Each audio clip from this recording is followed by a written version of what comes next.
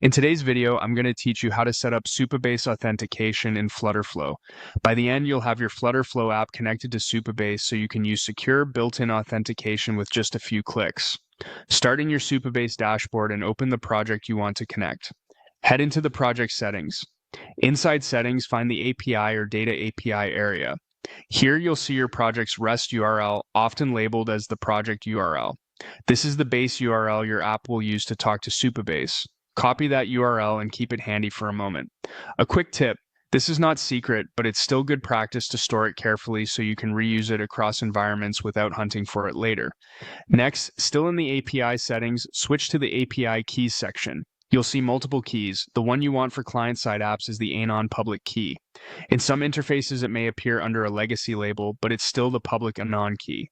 Do not use the service role key in your app, as that key is highly privileged and intended only for secure server environments.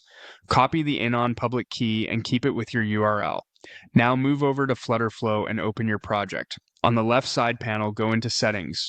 Scroll down to the Integrations area and choose Supabase. Toggle the integration on to enable it. You'll see fields to configure the connection. Paste the project URL you copied from Supabase into the URL field, and paste the anon public key into the corresponding key field. Double check for any trailing spaces when pasting. Extra white space can cause connection issues that are tricky to spot. With the integration enabled, go to the Authentication section in Flutterflow. In the list of authentication providers, select Supabase.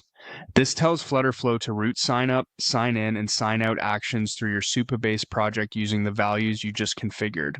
If your app already has authentication widgets or flows, they'll now use Supabase under the hood. If you're setting up auth screens for the first time, you can add Flutterflow's pre-built auth pages, and they'll work with the same configuration. A couple of best practices before we wrap up. Treat the anon public key as public, but still avoid hard-coding it in multiple places.